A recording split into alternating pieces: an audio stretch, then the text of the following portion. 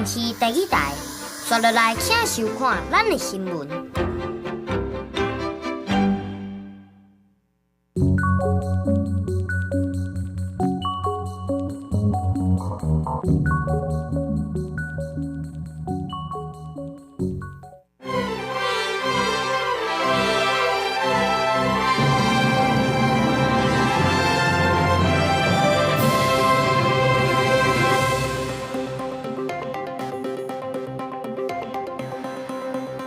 观众朋友，大家好，欢迎收看5月3日下晡新闻，我是麦尚莹。头起先，请带大家来关心今仔日的新闻重点。行政院长杜英泰去立法院施政报告甲备询，讲未来施政的重点是5大7安，包括诈骗、抢毒、甲食安、治安。中国除了实施围台军演，也宣布6月15开始，台湾出产的一寡下骨的油类甲石蜡，袂当搁再用恶法的关税优惠。美国前总统 Trump 因为风吹会伪造商业记录，互人指控34项罪名，陪审团裁定这个罪名全部成立，而且欢迎按算7月11宣判刑责。好，咱要先来关心的是行政院长杜英泰今仔日去立法院施政报告甲备询，伊讲未来施政的重点就是5大7安，包括诈骗、抢毒、食安甲治安。另外呢，这外界拢正关注供电的问题。经济部长郭志辉是表示讲，若准法令有通过，而且佫有需求，这核三厂就会正做是备用的电源。那民进党政策会执行长王义川，伊讲用手机啊定位会当分析青鸟行动的个资，这点法务部是表示讲检方等咧侦办。接着下来，我们要首重5大7安。不遗余力地打击黑金枪赌诈。杜英泰第一摆到立法院进行施政报告，算是未来的重点打击乌金抢赌诈，保障治安、食安、治安等。暗过外界关注供电的稳定。经济部长郭志辉3早提出，核三厂可能是 AI 用电爆炸时阵的备源电力。31阁强调，若法令通过而且有需要，核三会正做备用电源。如果法令通过，那么在法的框架之内，那我们有需要的时候，它会为我们备用的一个这个电源。政府对人民、对产业有承诺，我们会安全稳定的供电。台湾对世界有承诺，我们现在还是充满着信心的。另外，是不是无欠电？郭志辉强调，要看新式电厂是不是应如期完成，会加准备全面发展再生能源。最近，民进党政策会执行长王义川讲，透过手机定位分析看青鸟行动群众的年岁，可能质疑是用通讯监控人民。三大电信拢发声明，无交付资料验收雇主的保护。交通部长李明干也出来讲话，讲可能是误会。法务部长陈明谦表示，北检已经侦办当中。王义川也没有，他们也都没有跟中华电信有所接触或是有所委托，所以我想这可能是有一些误会，而且在侦查中。杜英泰肯定3大电信的声明，无甲王义川有过接触，暗过强调，就算是透过其他合法商业行为，也应该在保障合法雇主人权的前提之下，落实自我管理。王义川的案件已经在侦查当中，希望赶紧调查清楚。记者综合报道。再来看国防部长顾立雄今仔日是去立法院备询，伊讲有返去厝的感觉。针对这中国围台军演未来可能会变作是常态化的议题，顾立雄是讲这国军是正观察咱的应变能力。也那学者是分析讲，中国的军机歼20会当稳慢行踪，咱即马已经有反制手段。有回到家的感觉。国防部长顾立雄就任了后，31头一摆到立法院备询，也毋过是就任就面临中共对台发动联合利剑演习，国安局甲示警，军警恐行常态化。顾立雄表示尊重也同意国安团队的判断。那国军重要的是，对每一次面对这个相关的军演的时候，我们要妥善的应处，这个是国军的一个责任。那我们也从他们每次的军演当中得到我们相关的经验。针对外界解读中共环台军演测试美日台底线，顾立雄表示，国军定调中共军演想要达到的意图，加对台威胁，咱国要安怎来应对？立委观测，中共对台采取软的手段，也可见美日台的联防能力。一手胡萝卜一手棒子的这个策略，环台的军演照样进行，可是民生的部分或许未来慢慢的开放。那所以我想短期之内没有看到这个所谓这个中共要武力犯台的可能性。军演期间，共军东部战区派出第5台战机歼20出现伫台海，中共官方媒体大大报道，讲是国海杀器。长空利剑有高稳性性、高机动性，会当做到超音速巡航、力中作战。不过国军也无咧冷，为战机到地面部队拢有反制手段，包括 F-16V 还有后续的 F-16V Block 70，用阵列扫描的方法，就是快速的找到中共的这种所谓逆中战机、机动雷达车来侦测空中的这些目标。另外，美国前总统川普发声，中国若伫伊的金台武力犯台，会封杀百姓。中国国防部也反击川普的言论是无血无目屎。郭立雄表示，对川普所讲的无了解完整的内容，无适合回应。不过中共若停止惹事，就会当维持台海的和平稳定。记者综合报道。内政部昨暗宣布，台北市警察局长会由警政署的副署长李世和来接任。也毋过，所传出台北市长蒋万安原本是想要互警察专科学校的这个校长彭永玲来做。针对这项人事的调动，内政部长刘世芳是回应讲，希望大家会当互相尊重。两位警官都是国家长期栽培的警官，也都非常优秀。那目前台北市也是首都圈，我们认为最大的任务需求在于打诈还有反毒这些呢都是比较需要有刑事经验比较多，所以我把这样子的意见跟建议有传达给蒋市长知道。那我们之间的这个沟通与否我想就互相尊重。这项人事的调动，互人讲作是中央咧压制地方。有部分的南北议员是批评内政部甲人创治，讲蒋万安也真不满。也那刘世芳今仔日是回应讲，台北市警察局长的人选是有甲蒋万安去讨论过，希望讲会当互相尊重。也那台北市政府也回应讲，毋是对李世和有意见，是希望讲伫咧沟通的过程当中，大家会当互相尊重。副总统萧美琴公布总统赖清德提名的柯庆院正副院长甲委员的人选。这院长的人选就是现任柯庆院的副院长周凤协。也那未来的副院长是按算要交予前科选部长柯书祥。这柯市委员是有提名7个人，是包括跨党派的人选。副总统萧美琴接人主持记者会，宣布总统赖清德提名的柯庆院正副院长甲柯市委员人选。赖总统十分重视这次的提名作业，他特别指示，这次提名有2个目标。第一个目标是专业性，第2个目标是代表性。院长被提名人周凤贤是现任柯庆院副院长，伫法制人事管理专司顶领袖，已经有12年的经历。方进会资料完整，副院长被提名人是顶日才下任的科选部部长柯书祥。我们将组成新的考试院团队，我相信这样一个团队应该是非常的专业又多元。那我们如果顺利上任以后，我们将会倾听各界的声音。柯市委员方面，赖总统依照法定程序下限，只提名7人，拢来自无共专业领域，政党背景组成也真多元，包括现任柯市委员、资深文官、最高检察署检察官、公共行政学者等。相逢注意的是前国民党不分区立委区文干，甲民众党推荐的前台北副市长丁家基。确实，我们在座的每一位都有来自不同的背景，希望每一位委员能够依照我们考试委员的专业背景。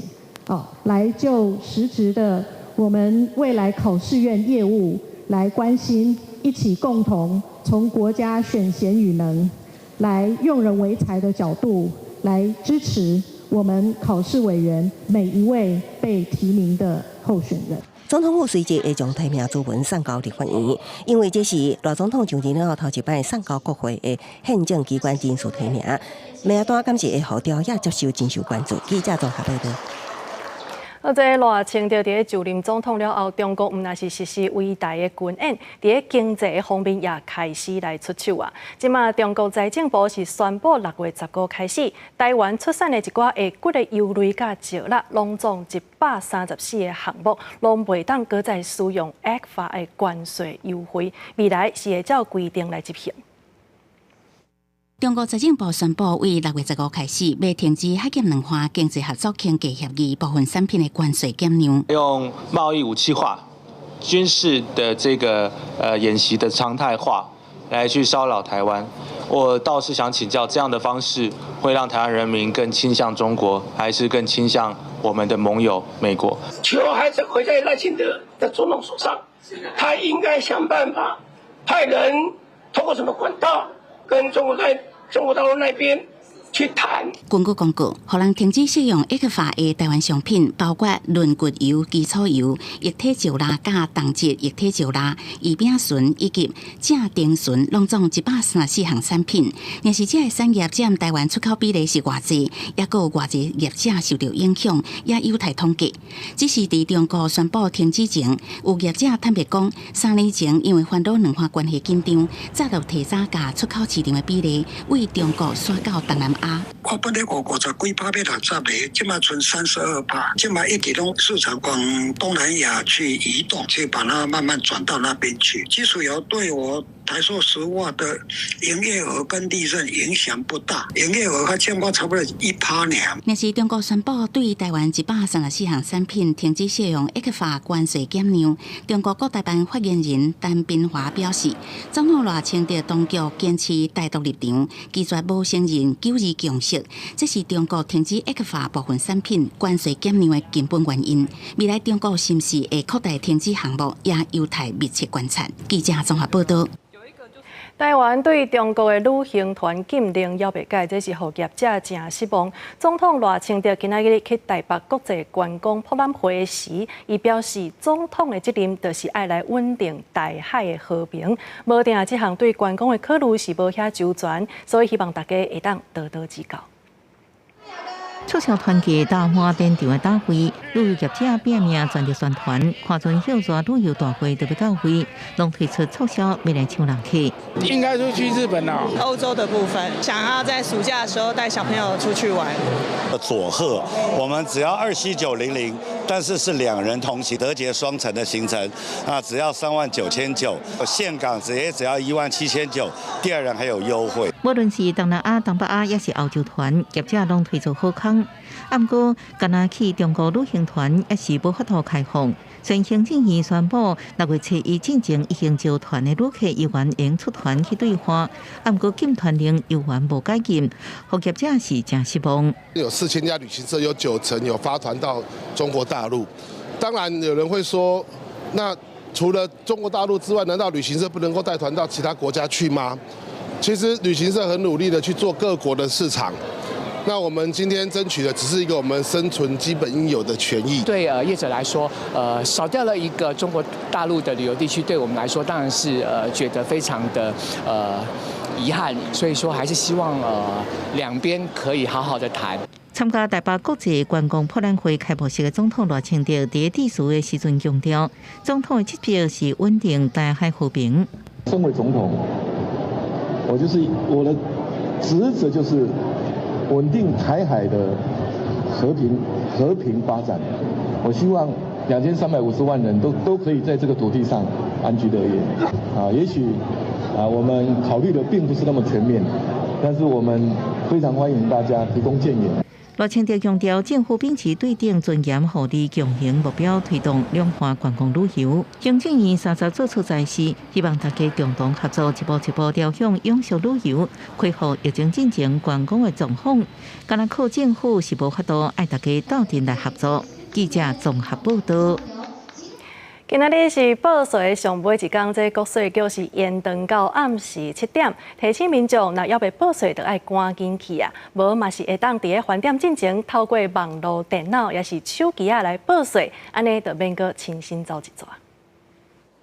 国税局南港客定所再是就有民众赶紧来报税，因为拜五就是所得税报税上背一天。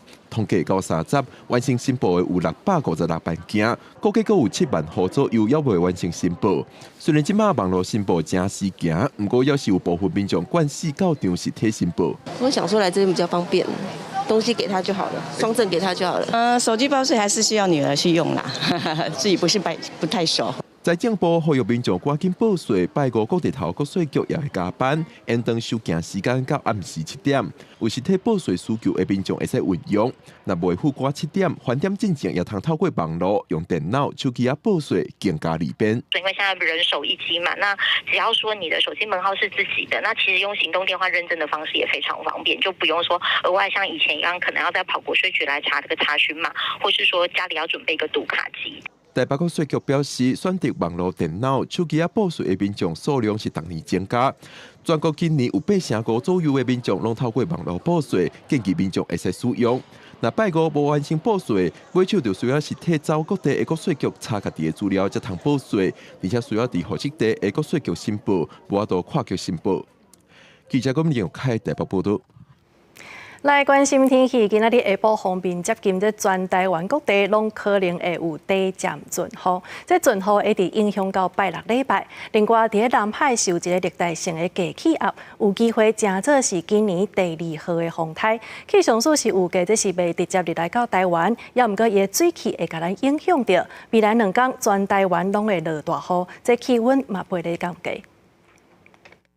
日头出来啊！今仔透早北部民众出门天气袂歹，不过中南部因为吹南风，所以也是着要落雨。气象署提醒，拜五下晡开始，因为风面接近，全台又搁要开始落雨咯。尤其是北部地区甲各地山区，要注意单位讲西北雨。可以看到，在今天白天，各地呢在上午大致是维持一个多云到晴的天气。不过中午过后呢，在各地的山区附近呢，都会有一些午后雷阵雨的发展，而且甚至呢，在山区以及大台北还有宜兰的这一带，可能会有比较明显的雨势发生，提醒大家留意这样子短延时强降雨的现象。也若拜六礼拜除了受风面的影响，热带性低气压嘛来到热热。气象署讲，目前伫南海有一个热带性低气压，下暗或者是明透早就会发展做今年第2号风台。对路径来看，拜六对中国华南登陆了后，可能会继续往东边线接近台湾的西边，影响到台湾的天气。未来2天全台天气拢会真无稳定。大概是2号左右呢，可能在形式上面呢是热带性低气压再稍微减弱成低气压。后期呢，在周末2天对台湾附近影响，主要是在锋面带或者是一个低气压的形式的影响。温度的部分，今仔全台各地高温是29到32度，感觉稍热。但拜六开始，因为风面加上东北风，各地温度会降到28度以下。北部地区会降到21到25度，以及后礼拜2才会回温。温度变化大，民众就要加注意保暖。记者王可选柯明在台北报道。云林这几天啊，下大雨，一寡番麦甲稻啊是未砍得，所以全部拢倒丛。农业处统计到昨为止，这番麦受到损长的面积是有228公顷，程度是有25%。目前已经来启动回砍，若准有符合这个损失的标准，就会请农业部来公告天然灾害现金救助。规块玉米都成一片，我们过半个月就当收成的玉米。28号因为云林出现落大雨，或者玉米拢倒去，云林土库农民就讲，虽然生长和收成一定会受到影响。收哦，收问题，互你就17800个，6、7万的啊。啊，你安尼收损了，安存了在？对哦，这几乎没有用了啦。放掉啊？系啊，因为伊即马日头过炎哦，一怎么米大一样。正常来讲，肥料栽培理想，一株可以收3到4株，3岁的，3到4岁。那像这个的话，至少会减少1岁了。种下的农民就讲，玉米的种植1分地至少要3万块的成本，但现在碰上倒去的情形，后续收成减收，恐惊连成本都无法度收得来。对此，文管府农业处会同农粮署农改场等单位，来到土谷田、波中和仑背乡进行勘选。县政府已经启动4万会勘了，我们还是按照天然灾害救灾的程序，就先启动4万会勘，倘若达标，那就由县政府提报到中央。公安局就讲，到30号早起，受到拜二大雨受损的农作物，包括玉米、水稻等等，各玉米受损的面积上侪228公顷，损害程度25%，总金额大约800万。目前已经请各乡镇公所赶紧来汇整资料，报请农业部。如果确定达到救助门槛，农业部就会马上公告补助，即将用有报道。前几天啊，消防人员死亡的事件是引起社会的关注。即马台中市也来举办大楼的防灾演练。消防局表示讲，目前台中市50公尺以上立管的大楼是有614栋。除了定期演练，也会伫2026年的时阵来买一台70米的运推车，加强防灾的体系。民众调伫咧关楼站会紧等待救援，分推车升悬豆豆挖来，消防人员各用空气机甲民众化为。那另外一边的地下室传出电动车着火，烟呛甲规世界，消防人员进入火场了后，用防火毯防止火势炭烧。不过现场看无啥会清楚，嘛以指引锁啊甲发光锁啊确认导成动线。2日半暝，新竹市的大楼火灾造成2个消防员过往。伫同款大楼真济，台中市嘛第31举办关楼站建筑的救灾避难演练。台中市消防局统计，目前台中市立管50公尺以上的关楼站建筑，计共有614栋，分推车有24只，会当有管到50公尺的，煞干那5只。台中市政府消防局有相关的预算，会在115年进行70公尺的云梯车的采购。云梯车是一种辅助的消防救灾跟消防抢救的设备哈。怎么样的话都无法到达建筑物高度的极限啊！避难逃生设施紧急升降机这些设备才是大楼里面最重要的设备。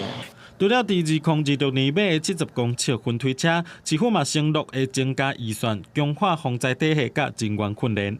包括从前年、去年到今年分别都编列了7000万、9000万以及1亿2000万，越来越多的预算在我们的防灾设备以及软体人员的训练上。市府表示会提供更较侪救灾资源甲灾害预防，不过人员编制是中央咧管，人员敢唔当增加，需要搁讨论。记者综合报道。台中因为焚化炉上旧，这改建的时间去延前着，所以即马粪扫处理的速度嘛对咧变慢。有风声讲，这台中市政府要甲中华来合作，帮因烧一寡家庭粪扫，再搁请因来替台中处理重金属的污。这消息一直出来，民代就批评讲，议会拢唔知影这项代志。也那台中市环保局因是讲，甲隔壁县市做伙来处理粪扫，这个方案是一直拢有咧讨论的。粪扫车排队等要入去，台中市粪扫量逐年增加，却因为境内第3座焚化炉老化气化能力下降，有风声讲要请中华县政府代替小家庭粪扫，不过台中需要协助中华处理重金属背负固化物，民意代表就批评讲议会完全唔知停事违法。合作方案的内容呢，就是台中这边没办法烧的热圾由彰化来代烧，交换条件就是彰化那边的飞灰含有重金属污染物的飞灰耶。更让我们觉得压抑是这件事情是没有让议会知道的，所以这种公然带头违法的行为，我觉得是非常离谱跟错误的。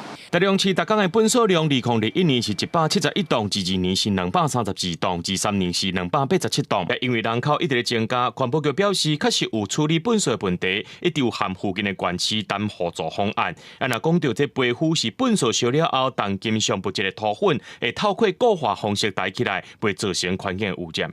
国内的相关的一个县市能够寻找互惠、互利的一个方式来共同解决。好，那这个部分我们目前都还在谈，也都还没有做确切的一个方式。我们没有什么有毒重金属的废弃物啦，第二个也没有这件事情。10几年前有换过啦，现在已经很久没有换垃圾了啦。中华县环保局好尽有任何讲好势方案，也若县市之间确实会有协调的方式，无愿意加讲。台中市政府是强调，目前已经有28年历史的本山焚化厂，当咧考虑改建做有再生能源发电能力的新焚化炉，逐工会当处理900吨的粪扫，期待彻底解决粪扫的问题。记者综合报道。车辆伫路面行驶时排出废气，就是会刷震动的污染源。即马环境部是按算要修正这个污染源违反空污法的裁罚准则。若准是对学校有影响，就会罚1.5倍罚金。也若伫空气品质的维护区重复违规，就会一届一届加起来算，加重裁罚。汽机车、大小柴油货车甲大客车伫路上拍走，加减会排放污染物。为着要保障健康，环境部有个修正相关裁罚的准则。若这个移动污染源违规行为对学校有影响，就会加重裁罚到1.5倍。另外，针对若伫空品维护区一直咧违规，要来加重裁罚。机车处罚500块，那小型车是1000块，大型车呢就2000块。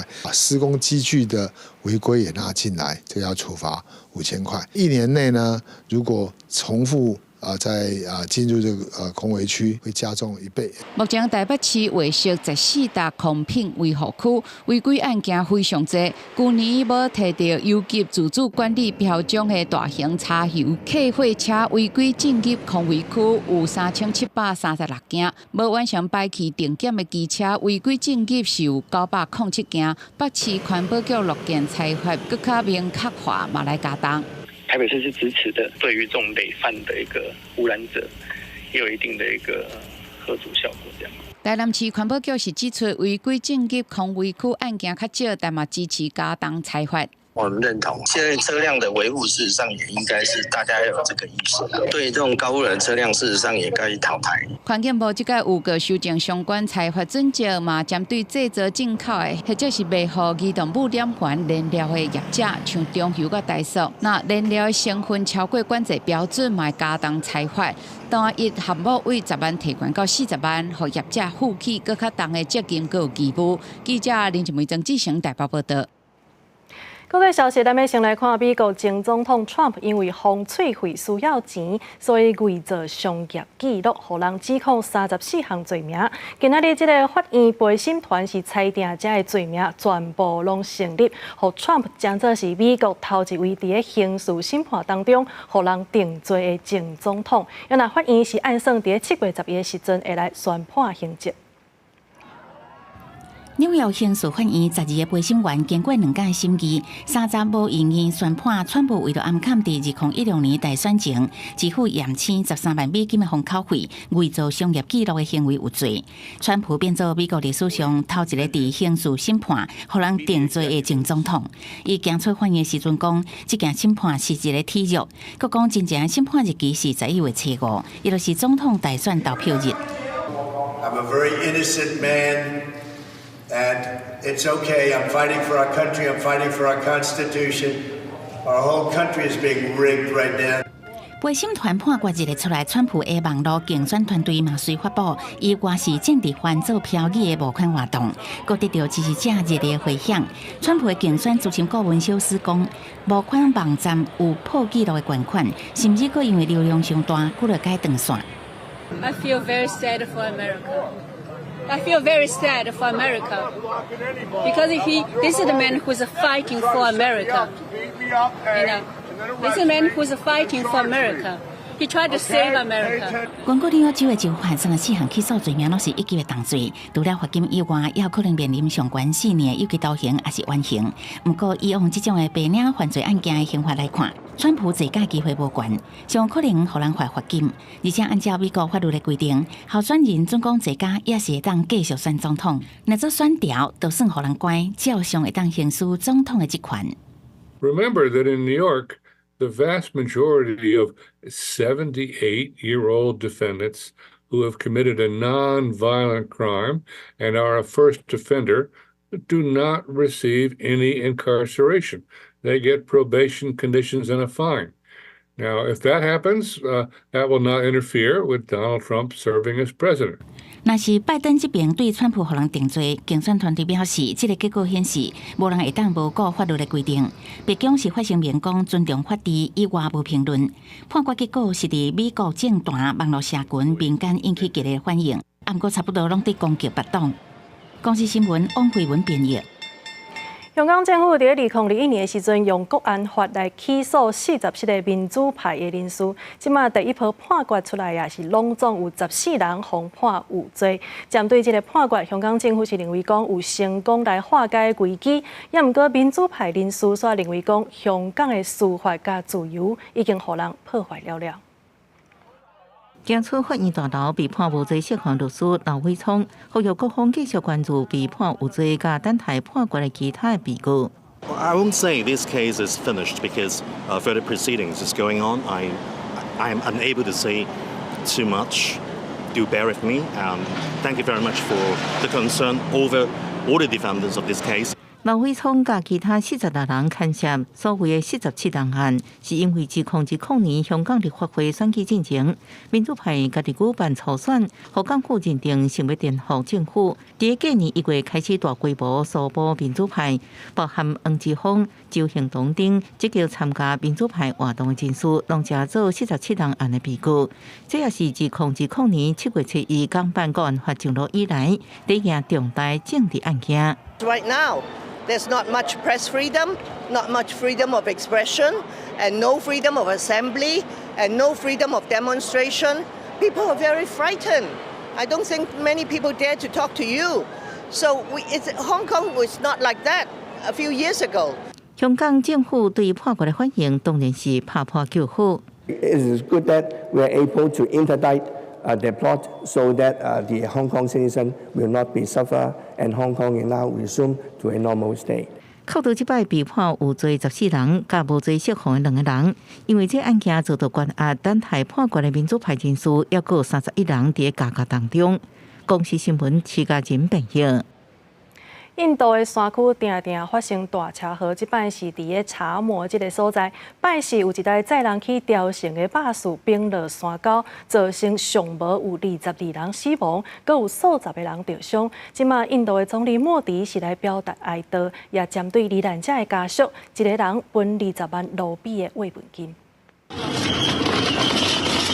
受伤乘客一直送入去病院接受治疗。印度北部卡萨米亚地区查谟3日发生一个山区重大车祸，一台载满吊乘者巴士驶在高速公路发生对角意外，造成严重死伤。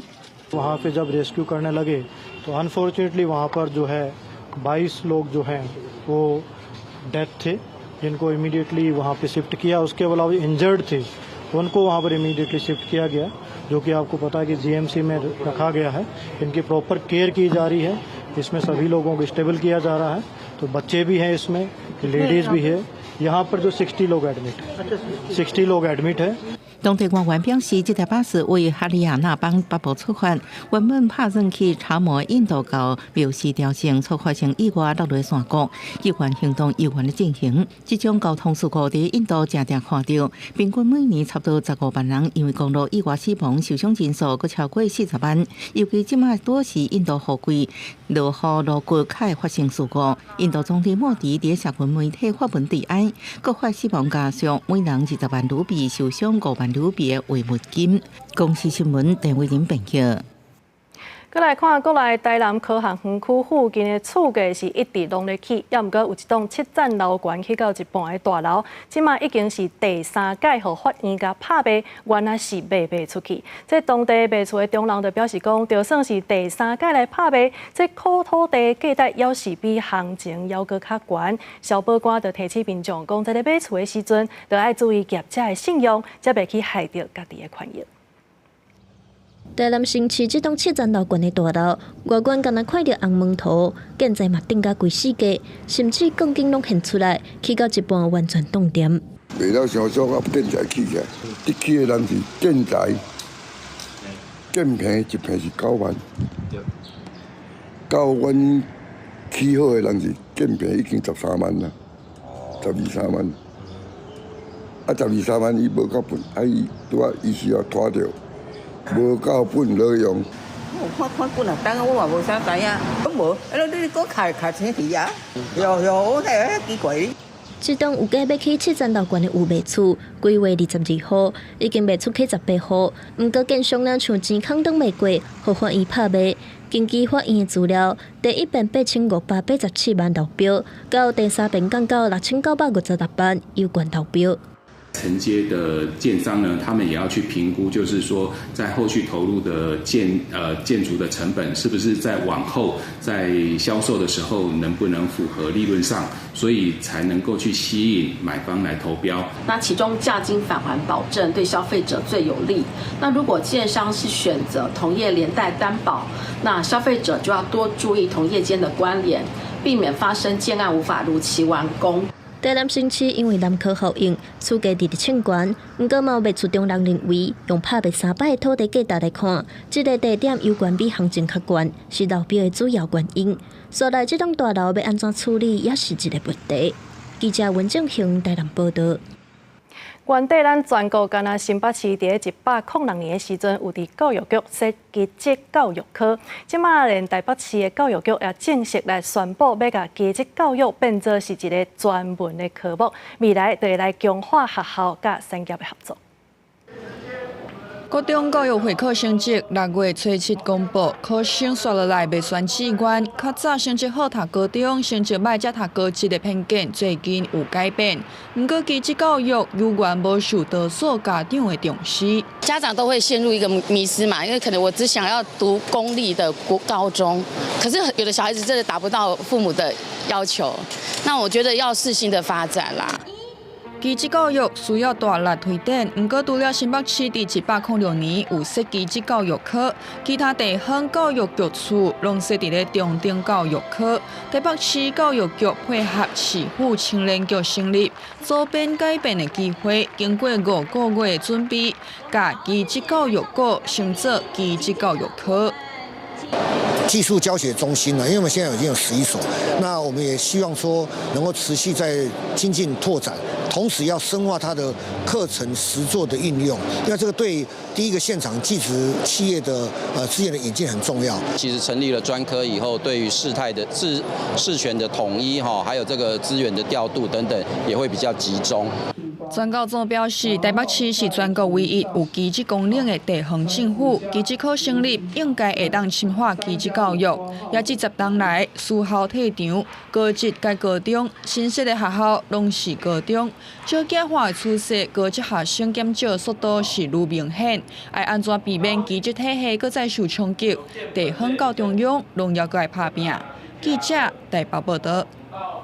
根据国健署的估计，台湾10个囡仔内底都有1个是无够月出世的，而且因为是早产，所以这婴仔的气管还未生好，自出世就要接受真侪检查甲治疗。对家长来讲，要开的所费是一般家庭的4倍，所以民间团体就呼吁政府，希望在医疗方面会当提供协助。台湾去年囡仔出世的人数是有史以来上低。另外，照国民健康署的统计，2022年早产的比例就占10%外，10年来增加1.5%。有家长指出，早产的婴仔因为呼吸功能甲器官也未发育完全，自出世就要接受济医疗的检查和治疗，后续也搁爱定期接受早期疗育，对一般家庭来讲负担真重。我们要租氧气筒，我们要租制氧机、租氧气血氧监测器。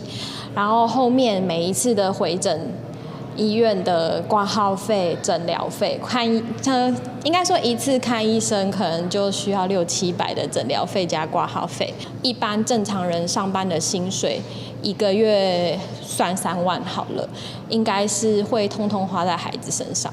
拜五，国民党立委招民间团体医生等等，针对早产儿期低调开公听会，其中早产儿基金会就指出，早产儿家庭在照顾囡仔费用平均起来是一般家庭的4倍，包括济自费的药物、营养补充品等等。基金会希望政府会当伫咧医疗方面提供民众补助。我们希望比较这些生活津贴的设计，能不能给他们是比较高的额度，让他们在一出生就可以很放心的接受医院所安排的所有的治疗，不用因为家长医师提议向自费，他们心里就多一层纠结。针对补助的部分，卫福部是回应讲，一寡早产儿必要的自费药物和治疗，会个建议看讲要安怎优先列入健保的给付项目。另外，卫福部嘛会向临床医生加强宣导，若是伫咧儿童药物有欠，会当通报药物管理署，因会协助处理药物进口，希望让囡仔得到好的医疗照顾。记者卢尚如、郑俊尧台北报道。来看这个互人好气也好笑的代志，这是伫咧高雄有一个女性去店里消费，结果卡片撸袂过，互人家个诈欺。警方甲伊带转去派出所的时阵，伊煞唔愿落车，伊伫咧洗性地。落尾警方是规气化公主请落车，伊才甘愿配合落车。姓王的查某人上警车，全程提手机录影，到派出所煞唔落车，甲警方提出一个要求。请下车，妹妹，请下车。你们要讲，我就不下车。我讲什么？公主请下车吗 ？OK。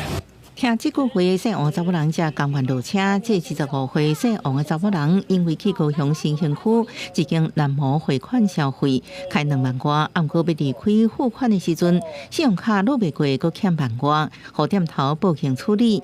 这姓王的查某人甲警方就伫派出所门下口经一站啊，警方看姓王的查某人无想要入去，直接提出手铐，对伊宣读权利，佮领伊入去现金分驻所。因为你的消费的问题，你没办法付钱，对方对你提起诈欺告诉我。王姓女子于店家消费新台币2万余元，为付款时刷卡余额不足，尚欠新台币1万余元。警方确认姓王查某人无钱付蓝模汇款的消费，将迄照诈欺罪嫌移送法办。记者综合报道。再来看宜兰县的公车站，最近互人反映无电火，变若暗时等车就足无方便。即马县政府是表示讲，会甲台电甲公所来协商，先解决用电的问题，再个一步一步甲电火来设置好势。宜兰市区的公车候车亭完全无照明设备，半暝了后正暗，搁较无人坐车。最近地方反映，这种的候车亭对真接坐公车长辈来讲真无安全，尤其若是较庄卡光线搁较暗，治安较顾袂着。也让我们在候车亭里面的等车的乡亲民众有多一份的安全感，因为它光线够的时候，对不对？比较不会造成治安的死角。宜兰县目前拢总有302个候车亭，有电源的有61个，敢若部分有照明设备，其他候车亭拢无。要安怎改善？到底成本敢会当有效提升公共运输坐车率？大家讨论。有灯当然比较安全啊，看得比较清楚。太暗的话，对于晚上的话，行人一定是没那么清楚嘛，那一定会造成行人的一定的一些危险性。因为疫情改变民众通勤习惯，在全国各地拢面临公车使用率降低问题，恢复脚步无够紧。根据县政府的统计，2021年全县公车甲国道客运平均每个月差不多75万人来坐，去年提升到94万人，成长率差不多23%。那有关于其他的如何来增加我们的公共运输的达成率？那县政府也会逐步来推动相关的这些政策作为，以及增加我们相关的这些服务设备。县政府表示，近年来新起的罗东甲宜兰转运站提供更较好的服务，希望会当有效提升公车运输的坐车率。未来我会透过各种政策来改进，若是候车亭的照明，未来会甲台电以及各公所协商，先解决用电的问题，再慢慢增加照明设备。记者综合报道。高雄左营的平仔市哈罗市场已经66栋，因为设备上旧，排水拢会塌掉咧。高雄市政府原本4栋前是想要改建，却因为无法度互百姓的店家来忝头同意，所以全拖到今。一寡店家是认为讲上烦恼的，就是影响到做生意的权益，所以配套措施若准无做好，就唔愿接受。一透早，侪人就来哈罗市场买菜，毋过市场内面环境毋但路真矮，涂骹阁有积水，市场建筑嘛真旧，侪设备拢爱整修。市府伫2021年规划市场改建计划，因为牵连到摊商营业的权益，爱有变相的摊商同意，到今已经拖4年啊，摊商支持甲反对声音拢有。我是无啥同意啦，你是毋是伫一个重伫？好的位最重要，可是市府袂当环节挂保证啊。市场也是很久了，如果重新改建，环境卫生比较好啦。已经开66栋的哈罗市场，因为我近海军的军区，过去嘛叫做平仔市。目前市场有200多个摊位，不过市场已经旧上，包括道路真矮、排水沟会塌掉、线路烧拍电、降价嘛袂稳等等的问题。会长表示讲，设备旧上的问题拖真久，爱量早处理。万不若发生大地震吼，有影要崩落安尼啦，个排水啦，个加即个结构的问题较大啦。新建市场后搬迁有4%摊商支持，维持使用目前市场地段，持续改善市场设施达5%的过半摊商支持。主题会会长表示讲，摊商毋是无愿意改建，是希望有完整的规划，建议市府伫市场边仔找土地，互摊商先刷过去做生意，等待市场改建了后才回来，才会当长久经营。记者张义辉、邱朝勇高雄报道。因过对高雄基甸顶头甲看了，这山脚的社区拢是乌乌暗暗，无啥特色。即马是因为高雄来推动城市美容的计划，甲旧社区重新来装塔，互这个所在变作是观光的新地标。伫徛过壁岛插各种色水，高雄基后山山脚的社区变甲活泼有精神。基甸区公所得到居民的同意了后，去年底开始用5个月时间，以基后顶塔看落去的角度，甲下骹的社区拢总700间人家厝拢拆色，顶个月几支全部完工。彩绘起来也比较好看，很赏心悦目，而且对建筑来看，我们来看都，你像有的比较老旧建筑，一彩绘起来就整个焕然一新了。为基后顶塔附近看落去，基甸社区和去年底先完工的高山溪市场的彩绘，是隔一片海互相对看，这款美景，互游客是更较愿意行较到。没有这个彩绘的时候，它就是很一般的，就是房子的那个颜色嘛，水泥的颜色嘛。现在这个弄了彩绘以后，我觉得有一个非常不一样的这个景色。社区真侪观光客心中的风景之一，互居民嘛感觉真公营。最近各地头拢咧兴社区彩绘，真侪民众拍卡地点。不过学者嘛有提醒，这彩绘需要和在地人文结合，才会当创造地方的特色。安那区长表示，当咧建议扩大彩绘范围，可以用另外一个角度来思考，用沙滩的视角。那也可以来做，或是用我们第一港口的视角。那有一些部分，像海岸路沿线，其实都可以来进一步来优化。高雄为魏武营、美美村、高山溪市场到基甸彩绘社区，市府和区公所透过彩绘美化旧社区。这款城市美容要向观光客来行搭，嘛要让社区的居民有使命感，更较愿意投入维护参加社区的活化再造。记者陈焕武、明昭权高雄报道。跨性别者若是要换身份证顶头的性别，照现有的规定是爱互医师来做鉴定，也爱做手术的。也毋过有一个跨性别者，伊是要求变做手术，就来换证，互户政机关甲记住了后，提起行政诉讼，落尾是判定胜诉。就是可以很正大的、光明的。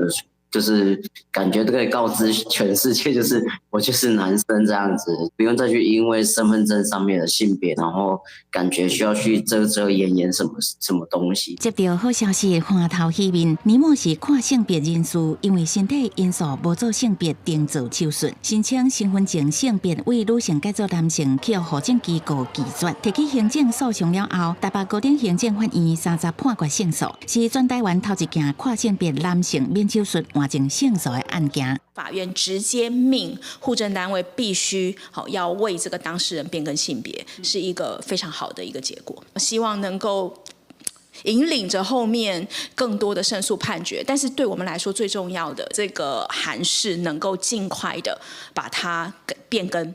这届协判胜诉关键理由，合议庭认为要求跨性别者在性别变更前爱做手术违反比例原则，严重侵害身体权、健康权、人格权加人性的尊严。在无妨害社会秩序的前提，人民有自主决定性别的权利，国家嘛应该尊重。判例明嘛叫中央卖国家强制手术做跨性别者性别变更的要件，嘛呼吁户政机关卖国上诉。等看到判决书的内容之后，再决定我们下一步要怎么进行。原则上，如果内政部还没有通函规定下来，我们还是要照97年，就是刚刚我说的2位精神科鉴定，还有手术摘除性器官的这个诊断证明书。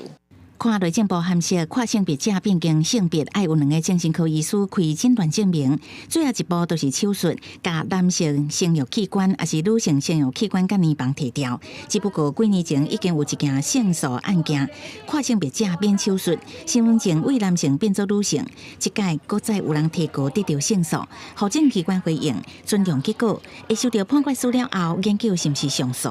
不过伫制度还未改变进前，受理这种的案件也是要依照原来规定处理。记者综合报道。中风无一定是发生伫咧寒人，这天气上热，一直咧变寒，若准无补充水分，这身躯一直咧欠水，也是会引起脑中风。医师就提醒讲，这个脑中风是会当预防的，除了补充水分，也爱来控制高血压、高血油，也佮有高血糖。毋若是秋冬，连热人嘛要注意脑中风。医师表示，天气伤热的时阵较够出汗，若无补充水分，就可能出现脱水的情形。脑中风的风险嘛大大增加。根据卫福部的统计，脑血管疾病是台湾民众10大死亡原因第5名，111年就夺走12000人的性命，平均每42分钟就有一个人因为脑血管疾病死亡。因为温度高，我们身上的水分散失，有时候呢，你没有补充水分的话，它血液比较粘稠，可能对于这个血管阻塞呢来讲是比较不利。医师表示，脑中风除了致死率，中风引起的失灵甲病危，是造成患者甲照顾者沉重的负担。不过，其实脑中风是会当预防的。若发现有高血压、糖尿病、胆固醇伤悬、心房震动，也就是心脏黑白跳、运动量不够、体重伤重、有咧食薰，或者是有脑中风家族的病史，这8大危险因素内底，有任何3项都属于高危险族群。如果你有这8个里面的3个的话，就表示其实真的是要注意了。那这个部分的结果是由脑中风医学会来综合国际上跟台湾的资料所提出的一个方法。医师提醒，要救脑中风的关键，就是要量早发现。民众会当透过微微啊笑的时阵，看喙甲感受挖一配，双手伸伏直，看感受一支手袂指来怎垂落。也有讲话敢讲会清楚，来判断感受中风的现象。若发现有中风的警讯，就要随卡119，赶紧送病院，争取黄金治疗的时间。记者综合报道。来看台湾一寡少年动画导演的作品，这几档呢是伫国际真受到关注。其中，齐凯伦的作品《尤里卡》伊就入围台湾、美国，也有日本等等国家的影展。伊是用演前来比论做平行的宇宙，探讨生命也有死亡。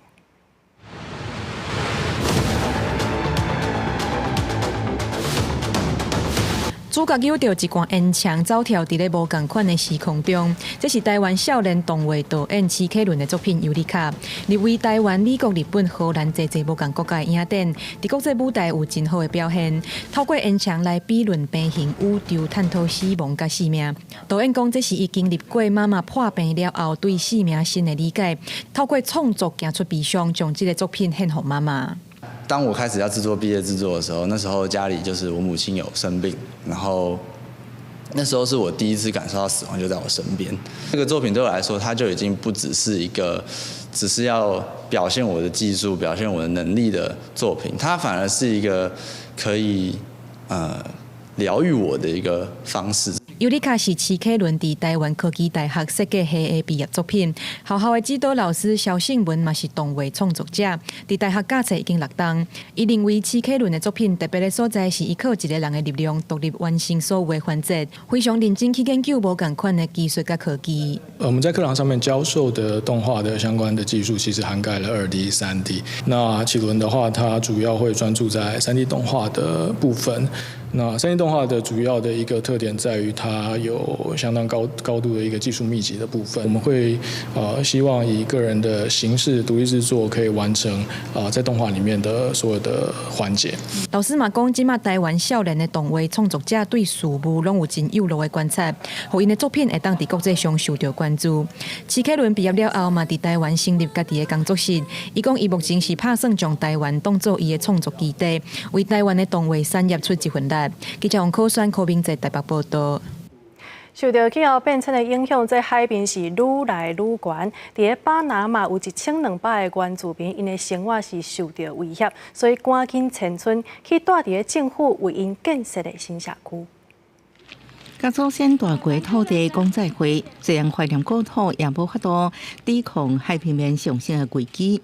卡蒂苏格图普岛1000外的原住民，是巴拿马第一批因为气候变迁爱全家山走的人。今麦因刷到巴拿马加勒比海烟花，库纳亚拉原住民地区兴起的新卡蒂村头。La manera de vivir va a cambiar bastante a la gente de aquí, porque es una manera diferente de vivir. De allá en la isla estaban acostumbradas a una vida diferente a la de acá. 这周五的脚球场大西岛，原住民住伫简单土卡拢是土的厝内底。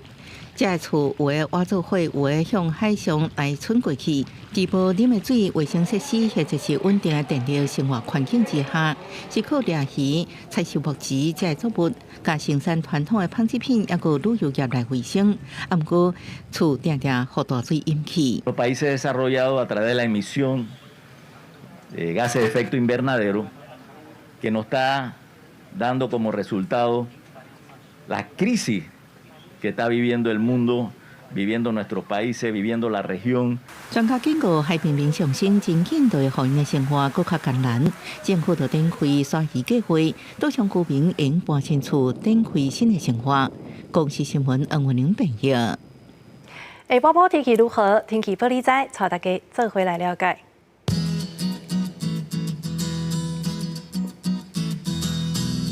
北部地区28度到34度，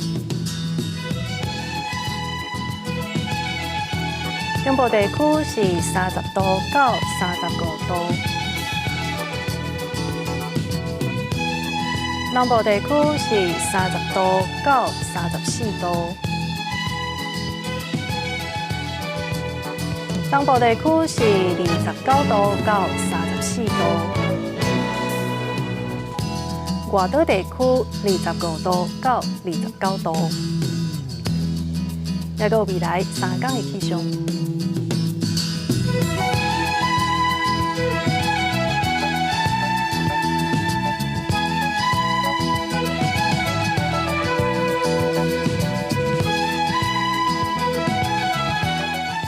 以上就是这则台记新闻，感谢你的收看。下礼拜同一个时间，咱再相会。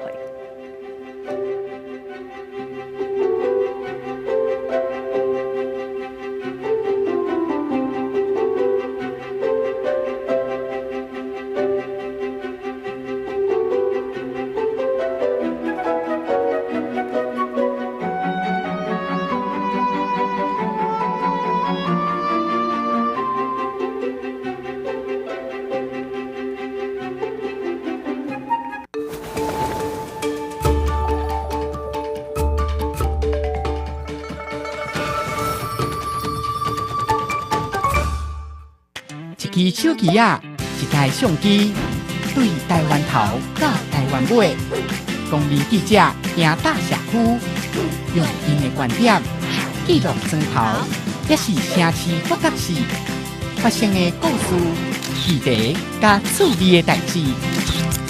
你的故事，咱来发声。8月初2开始，每礼拜日中到12点半，公民咱的新闻。